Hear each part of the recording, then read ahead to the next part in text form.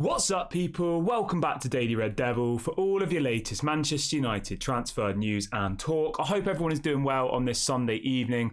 I hope you've all had a really nice weekend, and I hope you did enjoy the pre-season match against Arsenal last night. Really good performance. I really enjoyed it, and even though it was only a friendly, it is always fun to beat Arsenal, isn't it? You know how the Arsenal fans get. They pretend that they don't care, but really you can tell they're hurt. Anyway, guys, we've got an absolutely massive show for you guys tonight, so please do make sure to smash a like on the video.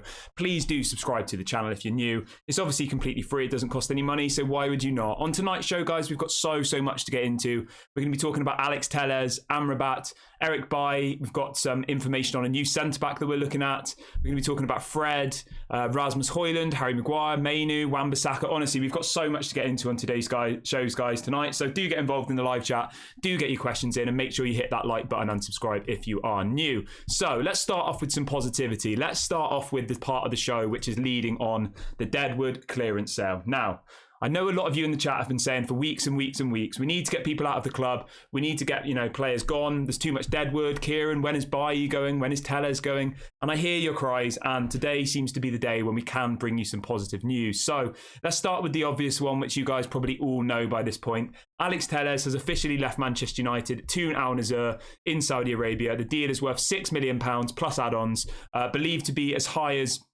I think it's around £2 million in add-ons, so it could be worth $8 million eventually, but we've got a guarantee of £6 million from Al Nassr. Alex Telles is gone. It's another player off the wage bill. Very positive about that one. He was never going to get any game time at Manchester United, so yeah, for us to get any money for Alex Telles, I think that's really positive. I do. The deal looked like it might fall through for a minute, but Manchester United have managed to push this one through. The deal has gone through. He's gone to Al Nassr. He will be joining Cristiano Ronaldo.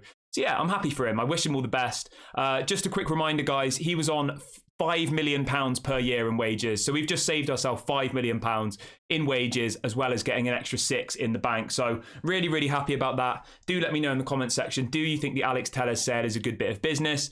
Do you think we should have got some more money? I look forward to seeing your opinions in the comment section. For me, it's 100% a positive. 6 million guaranteed up front, because do remember, guys, the Saudi Arabian clubs, they don't do their payments in installments. So we would have literally got 6 million up front for Alex Telles, and we've also just saved £5 million off our wage bill. So that's about £11 million that goes straight back into our budget. Very happy with that one. Now, whilst we continue on the Deadwood clearance side of the show, let's talk about Eric Bailly. Now, I think quite a few of you guys would have seen this story that's come out today. So apparently Sky Sports are reporting that there is interest in Eric Bailly from Saudi Arabia. Talks are ongoing with 2 clubs. So 2 clubs in Saudi Arabia want Eric Bailly. We might even get a bit of a bidding war going on here. So 2 clubs in Saudi Arabia are currently in talks with Eric Bailly. It says talks are ongoing with 2 clubs from Saudi Arabia. Cristiano Ronaldo has spoke to Eric Bailly directly to tell him about the league and the lifestyle. The story goes on to say that he has been made an offer of £20 million in wages spread across 3 years. And as I said, Cristiano Ronaldo has apparently been one of the people speaking to him, telling him what it's like in Saudi Arabia, etc. The fee that's being reported at the moment is still guesswork. Most people are saying that it'll be around £5 million that we'll get for him. Again, I'm absolutely buzzing about that. £5 million for Eric Bailly, I'll take it any day of the week. Again, with him, he's on about £4 million a year in wages. So even if we get 5 as a transfer fee and we save 4, that's an extra 9 in the budget. Very happy about that. But as always, do let me know in the comments section, how much do you think we should be selling Eric Bailly for? I think if he wasn't injury prone and he wasn't made of glass, I think he could easily be a £15 to £20 million centre back. But unfortunately, Eric Bailly, he's made of glass. He's injury prone. He is a bit dodgy as well, isn't he? Like some of the tackles he puts in. Did anybody see last season? He like fly kicked somebody, didn't he? Like, yeah, I think £5 million for Eric Bailly. I know that seems quite a small amount of money, but I think at this point we take it. He's 29 years of age. He's got 1 year left on his contract. As I said, he's on about £5 million a year. You take the £5 million up front. You're removing £5 million from the wage budget. That's an extra £10 million in the bank, guys. Really happy with that. So we'll get £10 million total for Eric Bailly, including the wages and the fee, and then around 11 million total for Alex Telles, including the wages and the fee. So I think that's really happy. I'm really happy with that. I am. That's about 20 million, guys, for those 2 players that we'll have in the bank. And as I just said before, Saudi Arabia pay all of their fees up front, so it's not in installments. That money will go straight into the bank of Manchester United and can go straight towards buying other players. So I think it's really positive. I'm really happy about that one. But do let me know in the comments section, guys. How would you feel about that? Is there any part of you that thinks we should have kept Eric Bailly? for me, it's a no-brainer. He 100% needs to leave the club, and it looks like he will go to Saudi Arabia. So our prayers have been heard. They have. So many of you have said, Kieran, why are the Saudi Arabian clubs not buying our players? It's not fair. I want them to go. I want them to go, blah, blah, blah. And nothing seems to have happened. But now the stories are coming out. And whilst we're talking about Saudi Arabia, let's touch on this one really, really quickly. There's a story coming out from a journalist in Saudi Arabia. We did touch this this morning, but I'm going to bring it into the show really, really quickly, just in case any of you missed it. So there's this journalist in Saudi Arabia. He's got 500,000 followers on Twitter. He's been really good around lots of the incomings and outgoings out of Saudi Arabia this transfer window. And he is reporting that, he says, exclusive and confirmed, a Saudi club is in talks to sign Anthony Martial. So not only is Eric Bailly and Alex Telles look like they'll be going, also Anthony Martial is on the list of players for Saudi Arabia. Honestly, it's so good. If we can get those three off to Saudi Arabia, I'll be absolutely buzzing with that. I really, really will. I honestly thought that Anthony Martial was unsellable. I really, really did. And I genuinely thought the only club that would come in for him, or the only place, would be Saudi Arabia. And it looks like that is what's going to happen. Saudi Arabia have come knocking on the door for Anthony Martial. We will, of course, keep you updated on that one. We have no idea on relation to fee or as to which club it is at the moment. It is still just conversations being had. But let's hope that he can get that deal over the line. Let's hope that Anthony Martial gets his move. I think it'll be a good decision for him. I really, really do. But yeah, let me know in the comment section as always, guys. And please do make sure to smash a like on the video. We've got over 300 people watching already. So please do hit the like button really, really quickly and make sure you are subscribed to the channel. We're about 12 subscribers from 900. So yeah, let's see if we can hit that by the end of this show. And let's move on to the next story. And as always, do get your comments in the comment section. Let me know, your opinions on all these different stories. I do look forward to seeing them. Right. Let's talk about some more outgoings before we move on to ingoings. So we've got some more news on Fred for you guys. Right. Apparently, Galatasaray have put in a second bid for Fred. The bid is worth £7 million. Now, how does everybody feel about that? 7 million? I don't think that's very good, is it? 7 million for Fred. So if anybody missed it, last week, Galatasaray put in a £5 million bid for Fred, which was rejected immediately by Manchester United, and rightly so. 5 million for Fred is an absolute disgrace.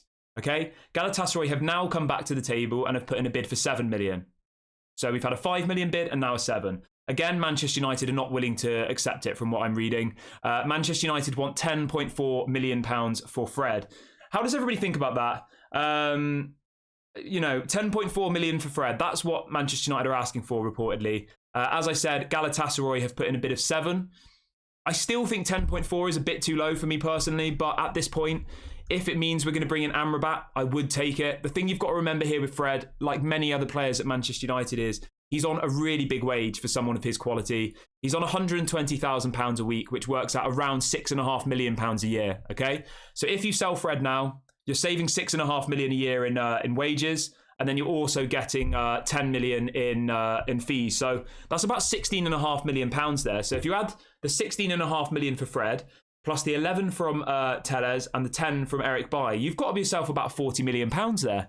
I mean, I'm happy with that. I am. £40 million combined for Eric Bailly, Alex Telles and Fred. I think that's a great bit of business. So if we get these over the line, I think it's really, really good. As I said, the bid at the moment from Galatasaray is £7 million, which I think is an absolute disgrace. I think 10 is still a disgrace, but at this point, I probably would take it if it allows us to go and buy Amrabat. I do quite like Fred. I don't think he's a bad player. He's definitely not a world-class player, but we're Manchester United, and you know how bad we are at selling people. So at this point, I would just take the 10 million from Galatasaray. I think a Premier League club might pay you 15, 20, maybe like a Fulham. But at the end of the day, if there's an offer on the table and he wants to move, I would just do it personally. But as always, do let me know in the comment section, how much do you think Fred is worth? I mean, if Declan Rice is worth 105 million, then Fred is definitely worth 20, isn't he? Let's be real. Like, if anybody watched the game yesterday, Declan Rice was literally shown up by Kobe Mainoo. Okay, he was. I'm not going to overhype the guy, but Declan Rice cost 105 million, and somebody who was 18 from our youth academy had a better game than him. So if he's worth 105, then Fred is easily worth 20 in my opinion. But as always, I look forward to seeing your opinions on these, so do get them in the comment section. I'll read out a few of your points really quickly. So TJ says Fred minimum 30. What else we got? Big T says 20 million for Fred. Yeah, I kind of do agree. I think like 20 million would be a fair price for Fred, but at the end of the day, Galatasaray aren't going to pay us 20 million for Fred. They're not. As I just said, he's on £120,000 a week, which I know isn't massive in the grand scheme of things, but it is quite a lot when you compare it to clubs like other clubs around Europe. 120 grand a week would probably be one of the highest salaries in Galatasaray. I'm just having a quick look for you now. But that's the thing you've always got to remember with Manchester United players. If they were on much smaller contracts, then we would be able to get bigger fees for them. But because their kind of salaries are so high, yeah, so at the moment, right, this will pretty much shut down any argument. At the moment, Galatasaray's highest earning player is Mertens, and he's on 66,000 euros a week. So that's about 50 grand a week. So he's on about half of what Fred is on. Galatasaray's highest earning player is on half of what Fred's on. So when you look at it like that, that kind of sums up why they're offering these types of fees, because they'll probably give Fred a big signing on bonus, or there'll be some sort of deal going on here where they say, we appreciate you're only getting half of what you got at Manchester United, but we'll give you 6 million up front. Here you go. Here's your 6 million. And Fred's happy, you know? So that's the only way we get these deals done. I know when you look at it on paper, Fred is worth more than 10 million, but when he's on 120 grand a week, who's going to pay that? You know, who's going to pay 20 million for him and give him 120 grand a week? Probably no one. I know he's also linked to Fulham. So if you compare it with Fulham, for example, guys, Fulham's highest earning player is Alexander Mitrovic, and he is on 80 grand a week. Do you get my argument here? Fred is on 40 grand a week more than Fulham's highest earning player. So any of these clubs are going to say, right, well, Fred, we're not going to pay you more than 80 grand a week, but we'll give you a signing on bonus. So when they're in the negotiations with Galatasaray, and you know, when they're in the negotiations for Fred, they'll say, right, we'll give you 15 million, but please bear in mind we've got to give him a £5 million signing on bonus because we can't match his wage demands. That's why we're in these situations, and that's why we don't get big transfer fees for our players, because of the wage issue, because of the player could say, well, I've got 2 years left of my contract, I could earn double the amount of money here, I'm going to stay. So it is a bit frustrating, I do get that, but that's just the way it works at the moment with Manchester United. Until we get over this kind of handing out ridiculous contracts to people. And I mean, Fred on 120 grand a week isn't even a ridiculous contract. It really isn't. But as I said, when you say that Galatasaray's highest earning player is on half of what Fred is, Fulham's highest earning player is on 40 grand less than Fred is, then you get the picture of why we're in this situation. Obviously 7 million for Fred is an absolute joke, and if that deal goes through, I'll be very, very upset. But yeah, I think around 10 I think is honestly fair. He's 30 years of age. I think he's got 1 year left on his deal. I would take the 10 million at this point, because as I said, he's on about 6.5 million a year. So when you combine the 10 you're getting in a transfer fee plus the 6.5 million in wages, you're saving about 16. You're getting about 16.5 million pounds. So I do think it's good. Yeah, let me know in the comment section what you think about that one, guys. Fred has had an offer of £7 million from Galatasaray, but Manchester United are wanting 10.4 million, which I think's fair. I do. So hopefully we get that one over the line. Hopefully we get him for 10.4 and we can kind of move on to the next topic. Right. We've got over 400 people in the chat today, guys. Absolutely incredible. Please do make sure to smash a like on the video really, really quickly. And please make sure to subscribe to the channel. We're now 10 subscribers away from 5,900, so do get involved.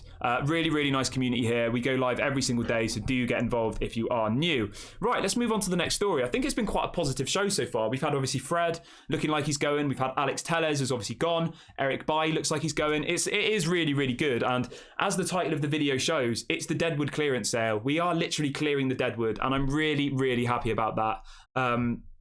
Yeah, we're getting rid of the right players and we're getting rid of them at the right time, because it allows Ten Hag to reinvest in the squad. It allows him to get a bit more budget to say, right, let's go and get ourselves Amrabat. Let's go and get ourselves a defender, because we have got news on both a defender and a midfielder to bring to you on today's show. So yeah, it's really good that these people are leaving the club. So I'm very, very happy about that. But as always, I look forward to seeing your comments on these kind of bits of news we've been speaking about. And yeah, I look forward to reading them after the show has finished. Right, let's talk about Harry Maguire really, really quickly. Now, we've gone from 3 players who are almost definitely leaving the club to somebody who I think probably, I don't know, I'd probably say I'm 50-50 at the moment with Harry Maguire. But we've had a story coming out today from Simon Stone, who writes for the for the BBC, of course. And he says, with the uncertainty around Harry Maguire's future, Erik ten Hag hasn't ruled out the signing of Johnny Evans on a 1-year deal. So as it stands, guys, what's being kind of put out in the press is that if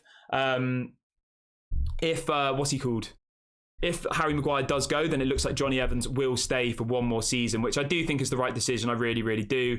Yeah, there's a bit of breaking news coming out about Rasmus Hojlund, guys. Sorry to lose my trail of thought, but I want to bring this to you live and direct. So this is coming out from Alfredo Padula, who again was an Italian journalist who was really, really good around the Onana deal.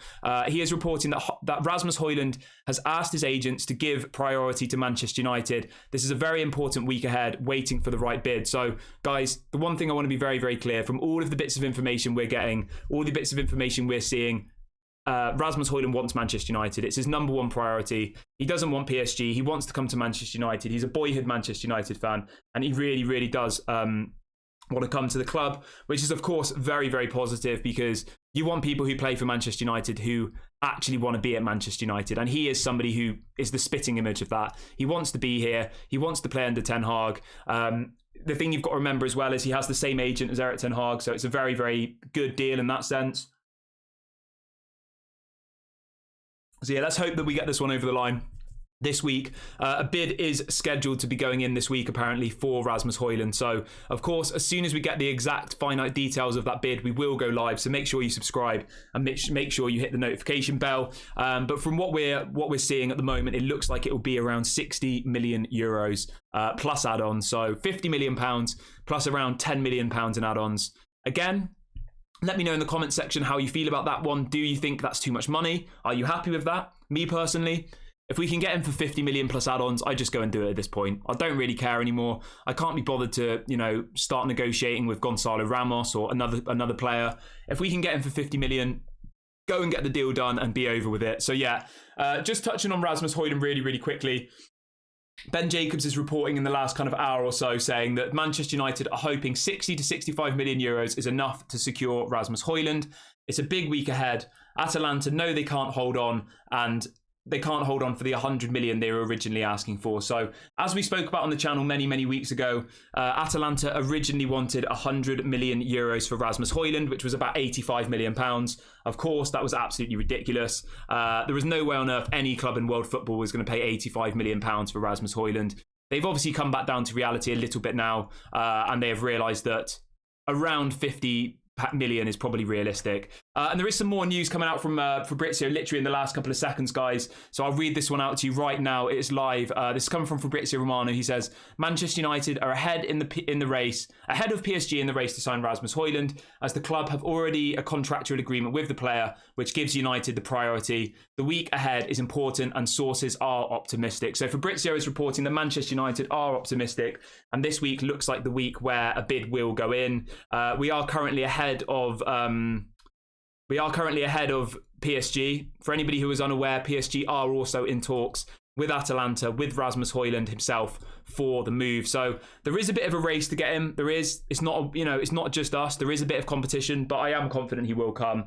And obviously, at the end of the day, guys, as I keep telling you, he's a boyhood Manchester United fan. He's just changed agent to the same agent as Erik Ten Hag. He's agreed personal terms since May 2023, so he wants to move. The only thing that could mess this up is Manchester United. So as long as Manchester United do their job and they get the deal over the line, then we will see Rasmus Hojlund as the next striker. So Malps in the comment section is saying Hojlund is done, in his opinion. Who's the next striker? So I honestly think, guys, I think that Rashford will play as a striker next season. I do. I think Rashford and Rasmus will be the two strikers, and I think we'll see Garnacho on the left a lot. That's what I think will happen, because the thing you've got to remember is we have a lot of wingers. We've got Ahmad, Pellistri, Garnacho, Rashford, Sancho, Anthony. We've got about 6 or 7 wingers, okay? And we don't have a striker.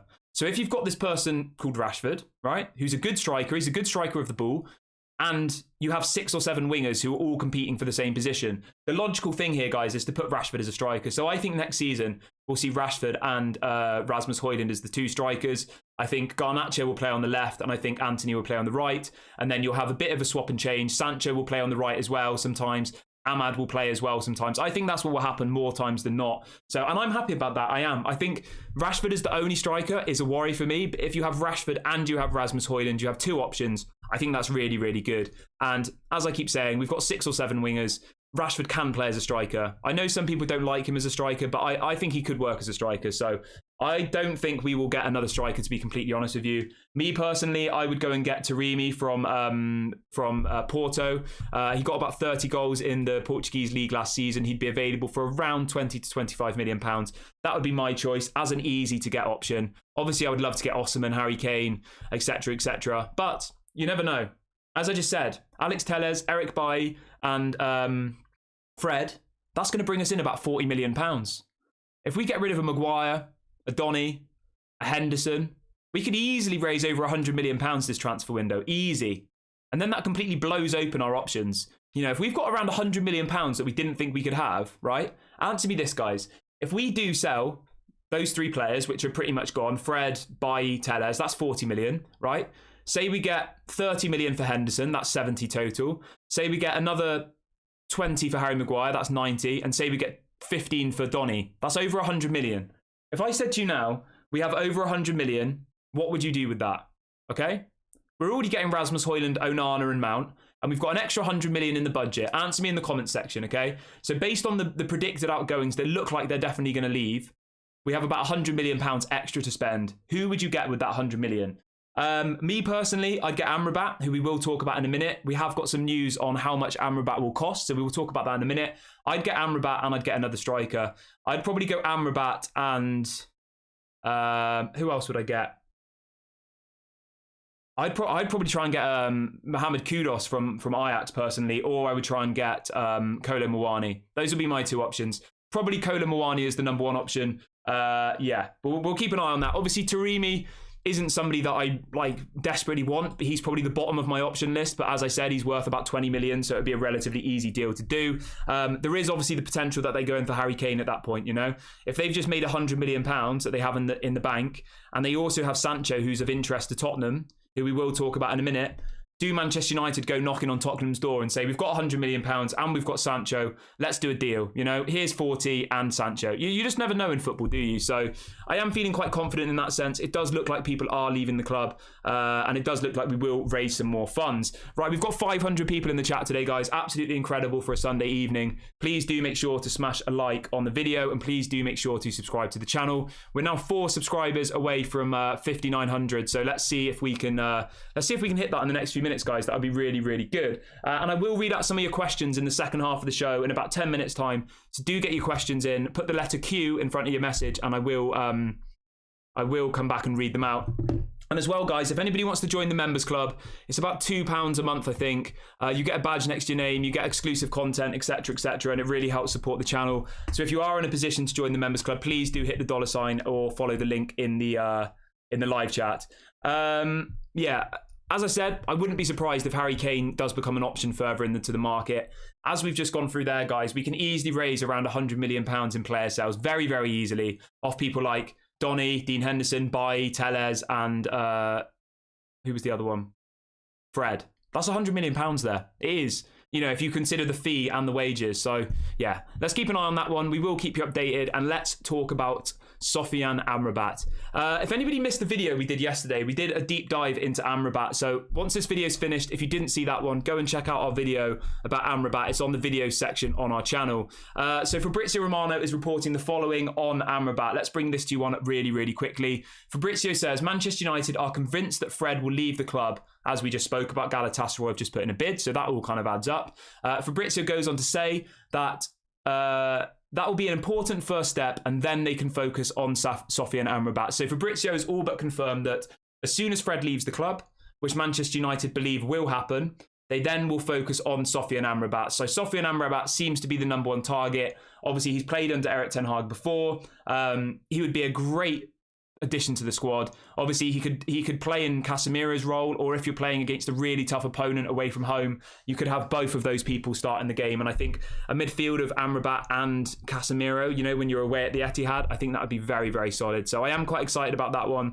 But as I said, it does look like we will need to wait until it does look like we need to wait until Fred leaves the club, which is completely fair enough. at the end of the day, isn't it? But yeah, do let me know in the comment section. Do you want to see Amrabat at the club? Is there somebody else you would prefer? I definitely would go and get Amrabat. And we do have a bit more information on Amrabat to bring to you really, really quickly. So Fabrizio goes on to say that Fiorentina want around 35 to 40 million euros for Amrabat. Their focus will switch to a midfielder or centre-back once the Rasmus Hojlund deal is done. So Fabrizio is reporting that we're currently focusing on Rasmus Hojlund, and as soon as Rasmus Hojlund joins, then we will go for Sofian Amrabat. So I think it will happen. I really, really do. How does everyone feel about that fee that's being kind of put out there in the media? Fiorentina want 35 to 40 million euros, which in pounds, I don't know where everybody is from in the world, but it's about 35 to 40 million euros is about 30 to 35 million pounds. I mean, even for that price, I would take him. I think 30 million for Amrabat is an absolute bargain. I do think Manchester United will try and negotiate. They'll probably go in at 20. Fiorentina will say no, and then we'll probably settle somewhere around the 25 million pound mark, which I think is an absolute bargain. So let's hope we get this deal over the line, because for 25 million pounds, I think that's an absolutely quality signing. So I'm very, very excited about that one. I'm keeping my fingers and toes crossed. But as always, do let me know in the comments section, how much do you think Amrabat's worth? What is the absolute max that you would pay? As I just said, Fabrizio is reporting that Fiorentina want 30 to 35 million pounds. That's the asking price. Nobody ever really pays the asking price. You always expect to get a little bit off. So I think anywhere between 20 and 30 million for Amrabat would be a good bit of business. But yeah, do let me know in the comment section what you think is a good price. As I said, if we got Amrabat for 25, I would then go and get another striker. I would test the waters for Harry Kane. I really, really would. If we had around 60 to 70 million left from player sales, I would just test the water with Harry Kane. You know, there's no harm in doing it. And then if it doesn't happen, you could go for Moani, you could go for Gonzalo Ramos. There are plenty of other options out there. And the thing you've got to remember with Rasmus Hojlund is he's versatile. He can play on the wing as well, all right? He has played on the wing for Atalanta. So he's not like he only plays as a striker. So say you brought in someone like Harry Kane, it doesn't mean that Rasmus Hojlund isn't going to get any game time, because he does play in other positions for Atalanta. So I think that's one of the things that I really, really like about Rasmus Hojlund. And it was something that I only kind of found out about in the last couple of days, that he does actually quite like drifting out to the wide. He isn't really your typical target man. He doesn't get many headed goals. He is good in the box though, and he has got a good eye for, you know, decisions and stuff. But generally, generally he is quite versatile, and he can be kind of molded into whatever people want. So he is definitely someone that I think we should get. All right, we've got a couple of questions coming in. I will start reading out some questions, and then I'll go back to the news. So Big T says, why do you think we are only dealing with one signing at a time? You can have more than one conversation at once. I don't know the answer to that. I really, really don't. But do you think it's maybe because of like negotiations? Like say Manchester United offer 60 million for Rasmus Hojlund, and they've also got a bid of 25 million on the table for Amrabat. Maybe, you know, Atalanta say, well, we want 70 because we know you've got the money. I don't know. I'm not sure. I don't know how really the inside of negotiations work, if I'm completely honest with you. Manchester United never have done more than one deal at the same time. Never. I don't know whether that's because they're incompetent or whether they've done that tactically. I honestly don't know the answer to that question. If anybody in the comment section has any theories on why Manchester United only do one deal at a time, do let me know, because I'd be really interested to find out. But yeah, I honestly don't know why Manchester United only do one deal at a time. It does confuse me every single time. But if there's a reason for it, then fair play. If it's just because they're incompetent, then obviously that's unacceptable. So Doodly says, are you sure we will bid for Hojlund tomorrow? I mean, I'm not sure if it's 100% going to be tomorrow, no, mate. But I would expect it will be this week, yeah. Fabrizio Romano said it will be this week, so... yeah, I would say it will be this week. At the end of the day, there is competition for Rasmus Hojlund. If Manchester United don't go and do the deal now, then he could go to PSG. We might lose out to him. So if they don't put in an offer tomorrow or Tuesday, then I will be worried, genuinely. If we don't get it from Fabrizio that an offer's gone in, I will be worried. I wouldn't be surprised, honestly, that over the weekend... they'll have been having verbal conversations, Manchester United and Atalanta. They'll already know what price they want.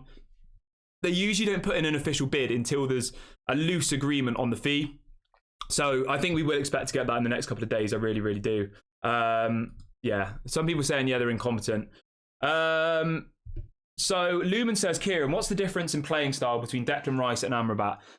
So Declan Rice, I mean, to be honest with you guys, I don't really watch West Ham very much. So I can talk about Amrabat because I've seen more of him. Amrabat is your typical number 6, right? He sits in front of the defence. He can drop back into defence, but he's also good going forward. He's very physical. He's very difficult to get past. he's your perfect CDM, but he's also good going forward as well. He's good at passing. He's good at finding space. He's elite in those types of areas. Whereas Declan Rice, I'm not really too sure, to be completely honest with you. Like, I don't really watch West Ham that much. Like, I've seen Declan Rice play live at Manchester United, against Manchester United, and like, he looks good. He's a presence, but yeah, for £100 million plus, I don't think Declan Rice is a good deal for me personally. I really, really don't. And yeah, well, we saw that yesterday. I know it was only a pre-season friendly, but Kobe Mainoo, who's 18 and cost nothing and came through the youth academy, looked just as good, if not better, than Declan Rice. So yeah, I've never been like mad hyped about Declan Rice, if I'm completely honest with you. I like him. I think he's a good player. I don't think he's a world-class player, to be completely honest with you. I don't. And I'm English, so people might say, you know, it's usually English people who hype up their own kind of nation, isn't it? But I wouldn't personally say that Declan Rice is world-class, but that's just my opinion. Somebody's asking how much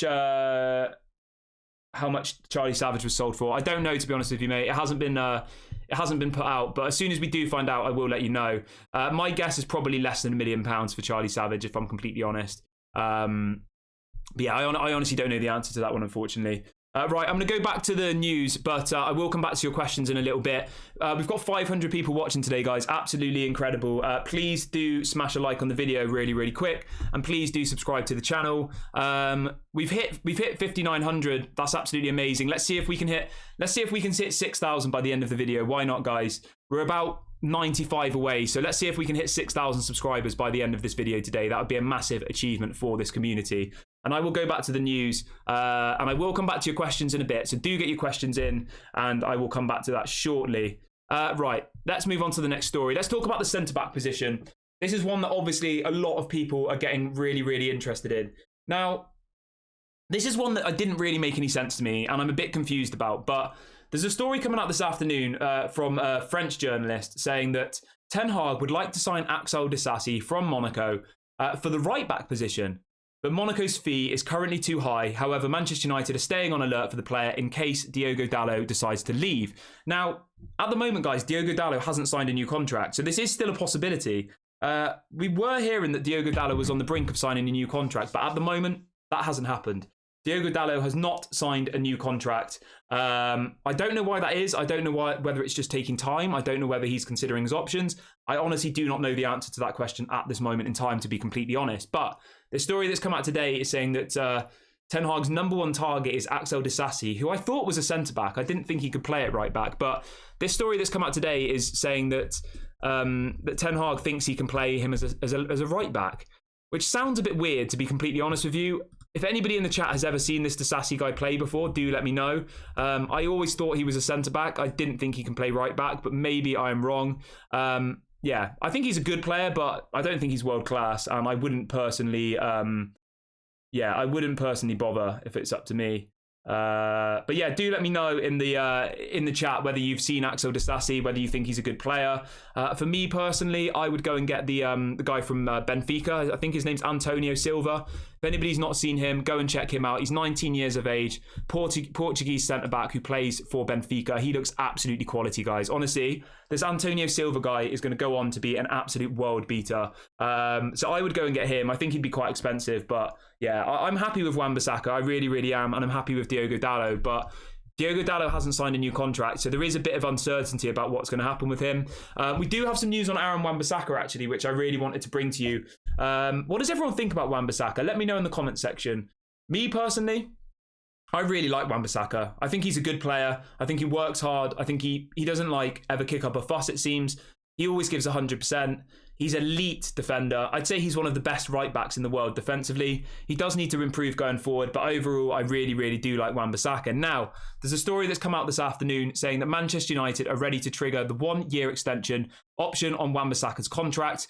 His current deal expires in 2024. So Manchester United are about to ultimately trigger the extension on his contract. So we've got Wan-Bissaka for another 2 years minimum. He'll be here till 2025.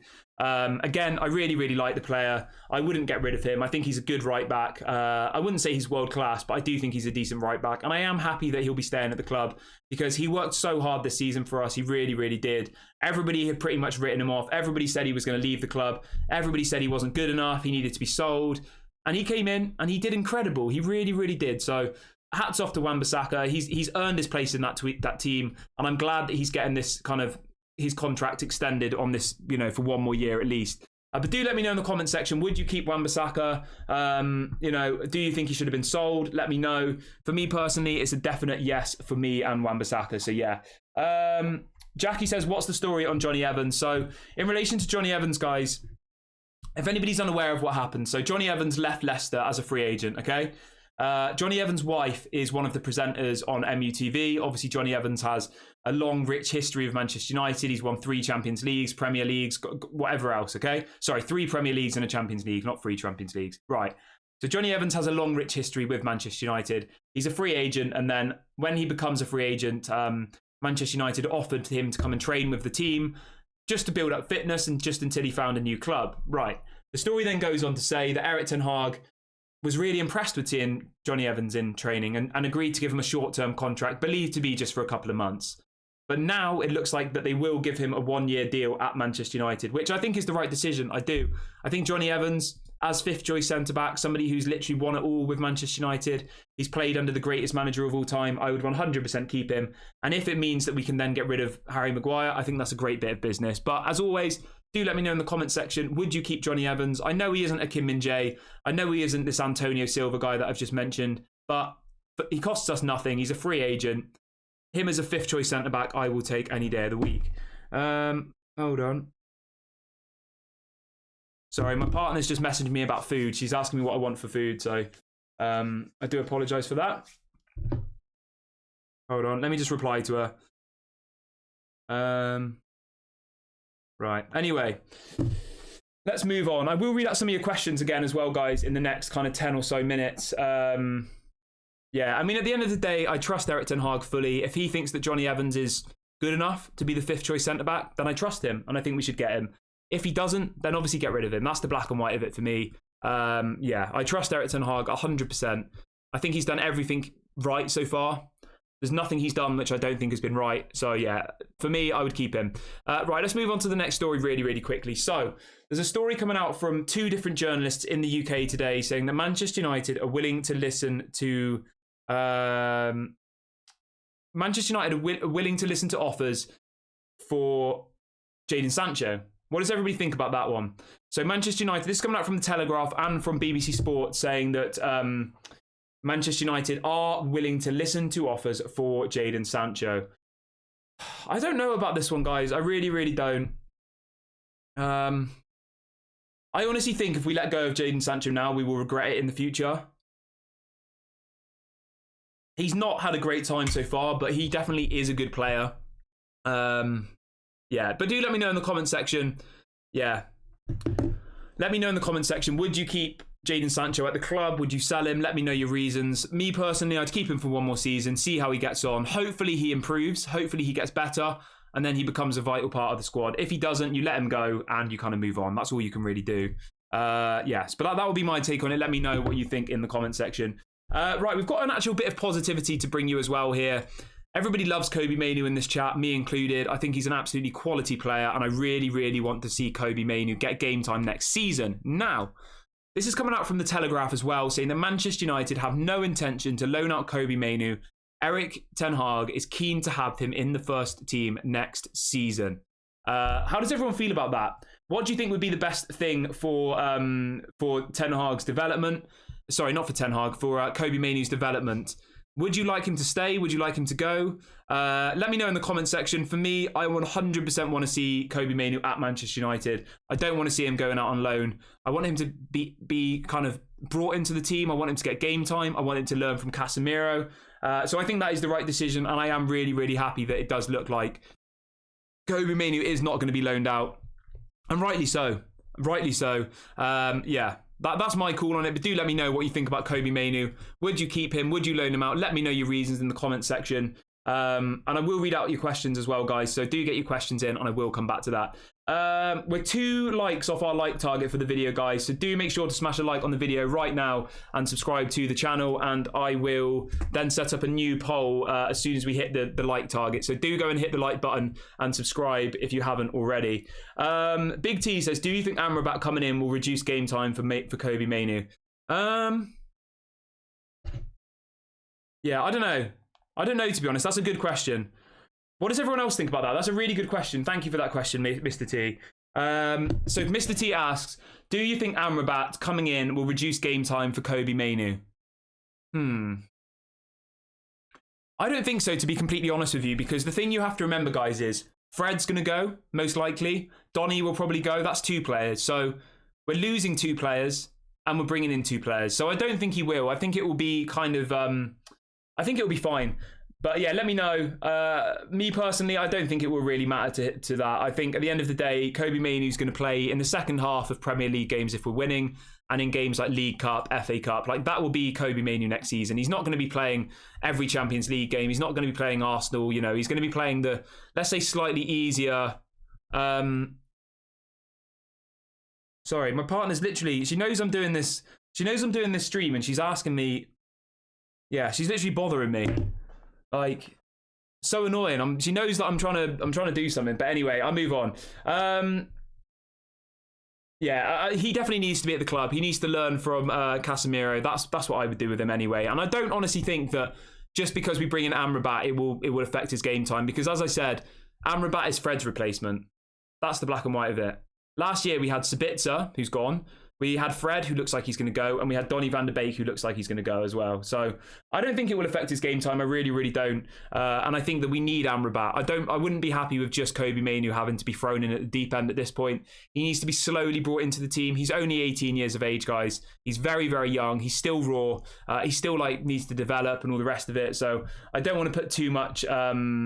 I don't want to put too much kind of pressure on him at this point. But yeah, thanks for the question, Mr. T. It was a great question. Stefan says, do you think we will really sell Scott McTominay?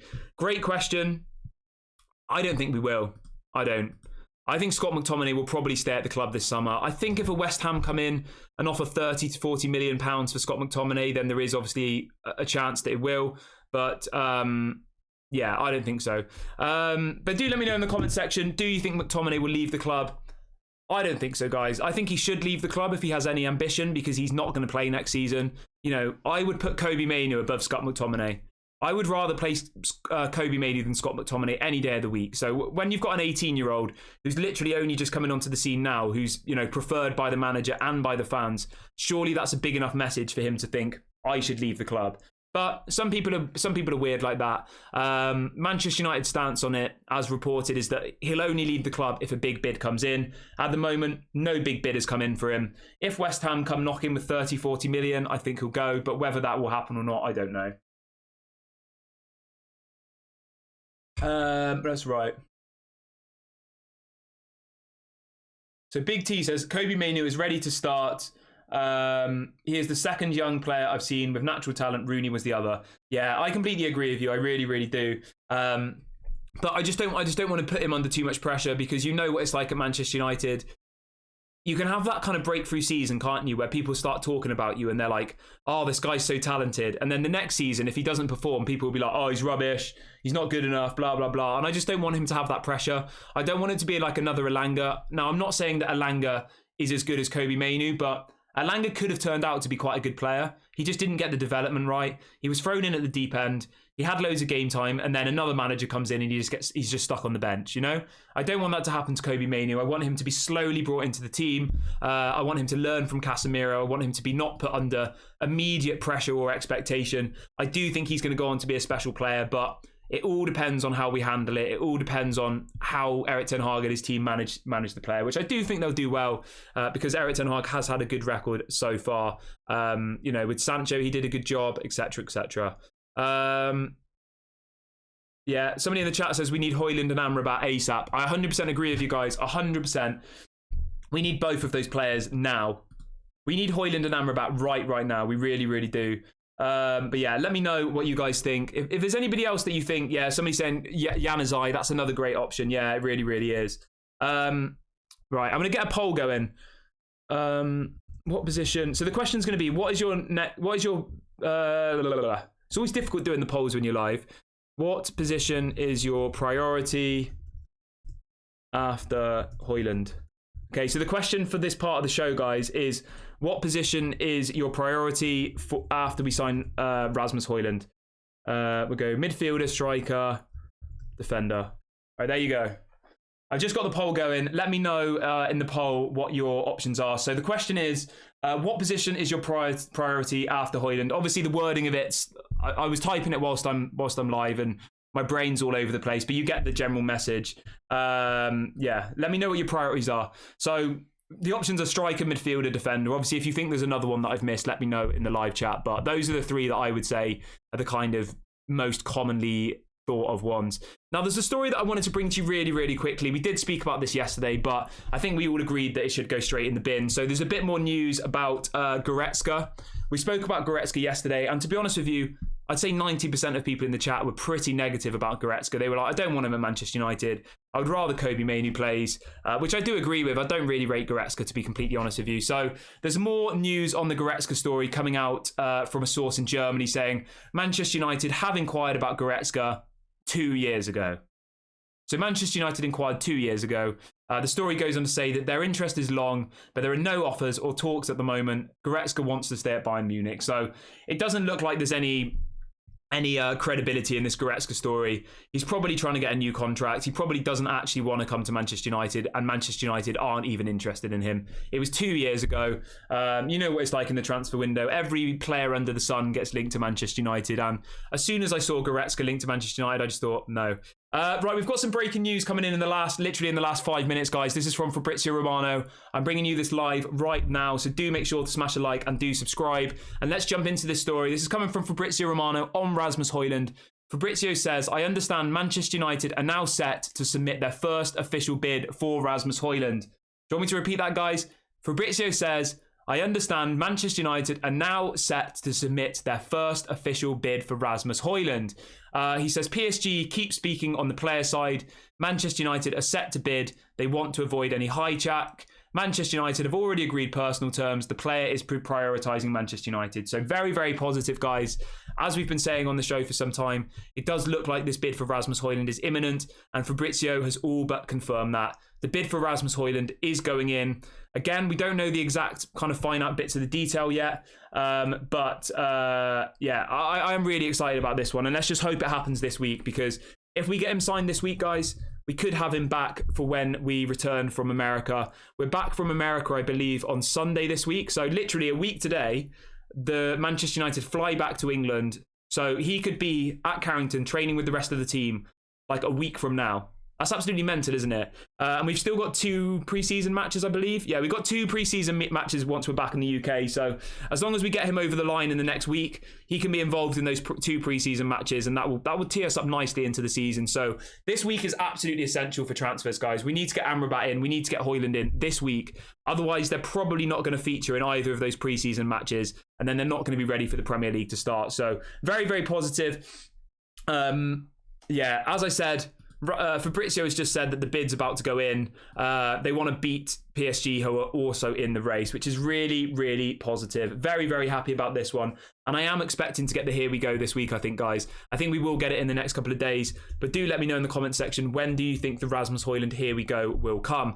Now, we've only got 10 minutes left of the show, just as a heads up. So do get your questions in. I will read out a couple of questions before the show ends. So do get your questions in. And please do make sure to like and subscribe. We're less than 90 subscribers away from 6,000 now. Absolutely incredible. For anybody who's new here and wondering who the hell am I, we only started doing this community about 6 weeks ago, and we've already nearly hit 6,000 people in this community. Unbelievable. We're live every single day at 9 a.m. and 6 p.m. UK time, and if anything breaks throughout the day, we do go live as well. So do make sure you hit the notification bell as soon as you subscribe. It's completely free, and if you do want to join the members club, if you do want to support the channel and you are in a position financially to do that, any support is, of course, appreciated. I've just dropped a link to the members club in the live chat, and you can do super chats and you can gift memberships and all that stuff. So if you do want to do that, just hit the $sign, and yeah, all of your support is, of course, always appreciated. Right, let's move on to the next story. Somebody in the chat is asking, can we technically get a Hojlund Here We Go tonight? Yeah, we can. There's no reason why we can't. The thing that you've got to remember is, just to give you a bit of clarity, Manchester United have been negotiating this Hojlund deal with Atalanta before we even started this channel, right? That's absolutely mental, isn't it? So this deal has been talked about between the two clubs before this channel even existed. They've been talking for about 2 months. Personal terms have been agreed since May. you know, we're not far off. We will get the here we go very, very soon, in my opinion. But do let me know when you think we'll get it. Obviously, yeah, as somebody says in the chat, it's taken 2 months to prepare their first bid. It has. This literally has been talked about for like months and months and months and months. So, yeah, very, very strange. But that's just how it is sometimes with Manchester United, isn't it? For some reason, they take forever to do things. But I do think we will get the here we go very, very soon. So let's just hope that happens. Let's stay positive. Yeah, why not? Right, I will read out some of your comments as well. So do get your... So Stefan says, gotta say, Kieran, you came as a recommendation, and here I am following you twice a day from Normandy and even Vietnam. Again, massive, massive shouts to everybody who supports this channel. I really do appreciate you. From the bottom of my heart, I literally just have done this as a passion project, and I can't believe how quickly this community is growing, and I love speaking to you every single day. So massive shouts to everybody who joins us for all of our streams. Yeah, the rate that we're growing is honestly, I have to pinch myself. It is absolutely mental. So massive shouts to all of you who join us every single day. Somebody says, when is the next friendly? We play Wrexham in 2 days. Unfortunately, I won't be doing a watch along for that one, guys. It's at 3:30 in the morning UK time, so I'm not going to do that. We've got 3 more pre-season matches. We play Wrexham, then Real Madrid, and then Borussia Dortmund. And then we fly back to England, and we play Lens and Atletico Bilbao. So we've got a few more matches to get through. Red Devils United says, does this mean first bid is enough to seal the deal for Hojlund? That's such a difficult question because it completely depends, right? If we put in a bid and then PSG put in a bid, we might be in trouble. If we put in a bid and they accept it, then I think we will get the here we go very, very quickly. I mean, the price that's getting floated around, £50 million, that's fair. There's no way that they can say we want more money than that. I think anything more than £50 million plus add-ons for Rasmus Hojlund is a complete disgrace, to be honest with you. It really, really is. He's not worth 50 million at this point. He could go on to be worth that, but I don't think so personally for me. I think 50 million now is fine. Any more than that, I think is too much. But as always, do let me know in the comment section, what is the absolute max price you will pay for Rasmus? What other questions have we got? Right, I'm going to move on to the news, guys, and I will come back to your questions in a minute. So do get some questions in, and I will read some out before the end of the show. Where are we? Okay, here we are. Right, let's talk about this really, really quickly. So Bruno Fernandes has come out. Bruno himself has even come out talking about the need of a goal scorer. So Bruno Fernandes said this after the game yesterday. He says, we are missing a goal scorer. The club knows and the manager knows that we need more people in this position. The club is doing what is necessary to bring more quality to the team. So even Bruno Fernandes we need a goal scorer. And like, I do actually rate that Bruno is so honest. Like, he's come out after the match and said, at the end of the day, we need a goal scorer. We don't have one. The manager knows this, the club knows this, and the club is doing what is necessary to bring in more quality. So it is good that all the players kind of feel the same. The players think, we need to bring in a goal scorer. This needs to happen. And obviously the club are hopefully doing everything they can to get this Rasmus deal over the line. Really, really excited to see him. And yeah, it's kind of similar to the Onana one. I haven't quite got to the point where I've lost excitement in it. I am still excited about it. But if we don't get the here we go this week, I will be pretty miserable about it, to be completely honest with you. Like, we need the here we go this week. We really, really do. Yeah, we really, really do. Let's have a look. Red Devils United says, isn't PSG going for Gonzalo Ramos? I mean, to be honest with you, PSG have talked to Kolo Muani, they've talked to Gonzalo Ramos, they've talked to Rasmus Hojlund. They're talking to every striker in the world at the moment, it seems. Like, PSG just need to sort out their Kylian Mbappe situation first before they start trying to buy other players. Like, their club is in an absolute mess. And if I'm Rasmus Hojlund, I would think, why on earth would I go to PSG? Like, it's such a bad idea if you ask me. So yeah, I'm not really too worried about PSG. The only thing I'm worried about is if we put in a bid and then they just put in a stupid bid. Like, PSG do have a tendency to do stuff like that. You know, we might offer 50 million and PSG might come along and offer 70. Obviously, if that happens, I do think we're in trouble. But I don't want to think negatively. As Fabrizio said, Manchester United are leading the race for him. He wants to come to Manchester United, so we don't need to worry at this point. We don't need to spread negativity. It's not going to get us anywhere in life, is it? Let's try and stay positive. Let's hope we get the Rasmus Hojlund here we go by Friday, and I will be absolutely buzzing, as I'm sure a lot of you will be as well. Right, let's have a look. I'll read out a couple more questions and then I will be wrapping up the video. Please do make sure to smash a like on the video really quickly, and please make sure to subscribe if you are new here. We will of course be back live at 8 a.m. UK time tomorrow. I'm going to read out a couple of questions before I end the video. So Amnat says, what do you think, Kieran? PSG are in the race. They want Hojlund too. We're ahead because of personal terms, but PSG will offer crazy money. I mean, that's exactly what I just said. My only fear is that we put in a bid of 50 million and then PSG offer 70 million. If that happens, we don't get Rasmus Hojlund. And to be completely honest with you, if that happens, I will happily walk away. I will not be upset about it at all. My only concern will be, why did we not put in a bid for him 2 months ago?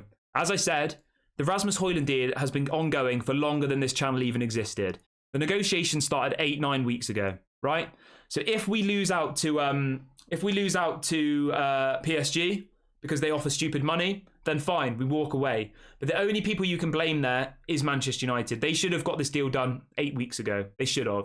It shouldn't have been allowed to drag out this long. They shouldn't have allowed PSG to enter the race. But it is what it is. I'm going to stay positive. At the moment, I think we're going to get the player.